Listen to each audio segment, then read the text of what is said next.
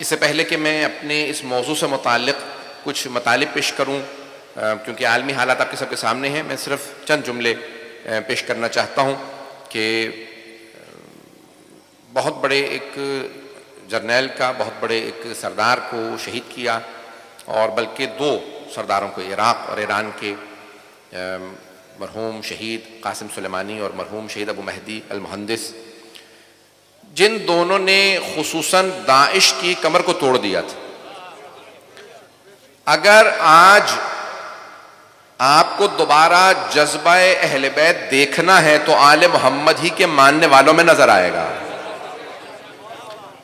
दहशतगर्दों का दुनिया मुकाबला नहीं करती, डरती है, लेकिन हम ऐसे घराने के मानने वाले हैं कि जिनके मानने वाले ऐसे हैं, मानने वाले ऐसे हैं कि जिनके नाम से दहशतगर्द डरते हैं। कि आज अगर इन दोनों का नाम लिया जाता था तो लोगों के दिल दहल जाते थे।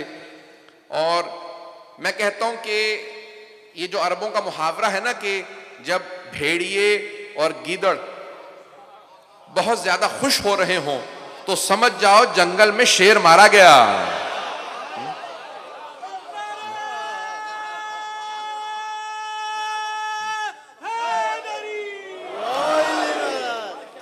तवज्जो है जाने गिरा में। आप जानते हैं ना, जनाब अब्बास अलैहिस्सलाम की शहादत पे यजीदियों ने सबसे ज्यादा खुशी मनाई थी, क्योंकि कांपते थे जनाब अब्बास के नाम से। अरे बहुत से अफराद कहते थे, अरे एक आदमी से दुनिया कैसे कांप सकती है। यहां जनाब अब्बास नहीं, जनाब अब्बास का गुलाम मारा गया।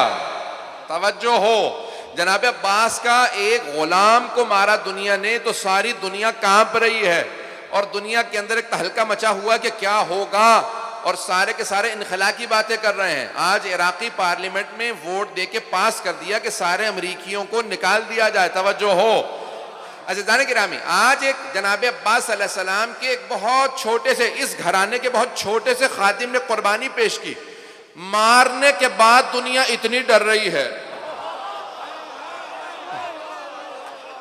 मारने के बाद कांप रहे हैं कि क्या होगा। अरे जो मर चुका है उससे इतना डर रहे हो। अब समझ में आया, जब खादिमों का इतना खौफ हो तो अब्बास का।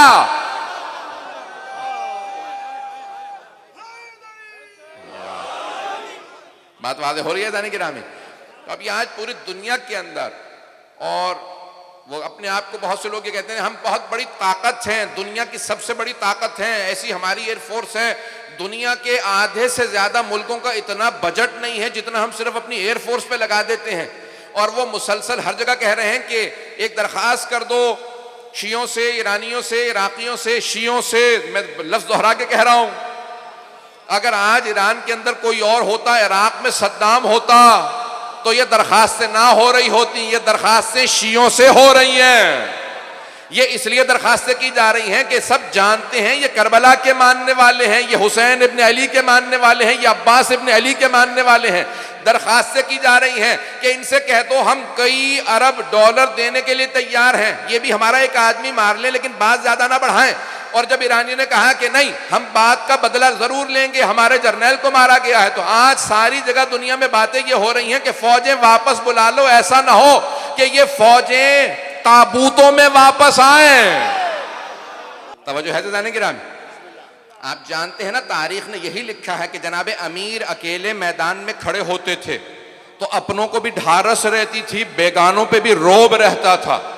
लोग बात करते हैं कि एक आदमी का इतना रोब कैसे हो सकता है। अरे जब इस घराने के गुलामों का इतना रोब हो, तवज्जो हो, आज जिस घराने के गुलामों का इतना रोब है, सोचिए कि जब खुद इमाम अलैहिस्सलाम आ जाएंगे, जब इमाम अलैहिस्सलाम तशरीफ लाएंगे तो दुनिया पे क्या रोब होगा। अभी तो लोगों ने इमाम अलैहिस्सलाम की तजल्ली नहीं देखी है, उनका ना नूर देखा है, ना उनकी जुल्फ़िकार देखी है। जिस घराने के गुलामों का इतना रोब हो, सोचिए उस घराने के इमाम का रोब कैसा होगा। बस मैं एक आखिरी बात कहना चाहता हूं कि दुनिया भर के अंदर इस वक्त बहुत से ममालिक मुख्तलिफ बयान दे रहे हैं। अज़ीज़ान गिरामी, आपके जरिए ये पैगाम पहुंचा रहा हूं दुनिया की तमाम मुसलमान हुकूमतों को, कहीं शियों के बुग़्ज़ में अगर एक बहुत बड़ा मारका दोबारा शुरू हो जाए तो शियों के बुग़्ज़ में शियों की मुखालिफत ना करना, ये देखना हक किस तरफ है। बातिल के साथ शियों के बुग़्ज़ में खड़े ना हो जाना, बेमौत मारे जाओगे। जाने गिरामी, अल्लाह का कुरान के अंदर वादा कि हक को हमेशा फतह हुआ करती है। मैं सिर्फ दो बातों की यहां ताकीद करूंगा। पहले अपनी सफ़ों में इत्तेहाद रखें और दूसरे दिलों से खौफ निकाल के फेंक दें। बहुत से अफराद ये कहते हैं ये क्या होगा वो क्या होगा। अज़ीज़ान गिरामी, जब इंसान हक पे होता है तो जनाब अमीर फरमाते हैं कि सिर्फ मुझ में नहीं, कि मुझ में खौफ नहीं है, मेरे तमाम बेटों में खौफ नहीं है, मेरे शियों में खौफ नहीं होगा, जो मुझे मानने वाले होंगे अगर मारे गए तो शहीद हैं, अगर मारे गए तो शहीद हैं, और अगर जीत जाएं तो गाजी हैं। हम करबला के अंदर आने वाले बच्चों से सीखते हैं। हमारा करबला के अंदर कोई बच्चा भी मैदान छोड़ के भागा नहीं है। अगर बात पहुंच रही हो, मैदान करबला से कभी कोई बच्चा भी भागता किसी ने नहीं लिखा कि बच्चा भाग गया हो। मैं दोबारा जुमला दोहरा रहा हूं, किसी ज़ईफ से ज़ईफ रिवायत में किसी मुर्रिख ने यह नहीं लिखा कि मैदान करबला से इमाम हुसैन की फौज से कोई बच्चा भाग गया। अरे जिस घराने के बच्चे भी भगोड़े ना हो उनसे मुकाबला ना करना। हम कर्रार के मानने वाले हैं, हैदर कर्रार के मानने वाले। जाने गिरामी है, दुनिया के अंदर एक, मुझे तो ये लगता है कि इनखला हो जाएगा, कोई मुकाबला नहीं होगा। जिस तरह से आज मैंने हालात देखे, कोई दुनिया के अंदर कोई मुकाबला करने की ताकत नहीं है। भागने की बातें हो रही हैं कि फौजों को निकाल लिया जाए, अपने सफारत खाने खाली कर दी जाए, लेकिन अगर मार्का सज भी गया तो हम मैदान में डटने वाले हैं। और शायद अगर ये मार्का हुआ तो शायद हमारी ज़िंदगी का सबसे बड़ा मार्का होगा, और ये एक आखिरी मार्का होगा। परवरदिगारे आलम से हम दुआ करते हैं और साहिब-उज़्ज़मान से इस्तिमदाद तलब करते हैं कि मौला, ए साहिब-उज़्ज़मान, ए शुहदा करबला, आप हमारी मदद फरमाएंगी जिस तरह से आपने अब तक फरमाई है कि हमारे जर्नैल भी अपनी जान देने से गुरेज नहीं करते। हम लोग मैदान में डटने वाले हैं। मैं लोगों को सिर्फ इसी बात की ताकीद करूंगा, दिलों से खौफ निकाल के फेंक दें। ये दौर डरने और खौफ का दौर नहीं है, बल्कि सर उठा के नाज से चलने का दौर है। ये सर उठा के चलने का दौर है, ये डरने का दौर नहीं है।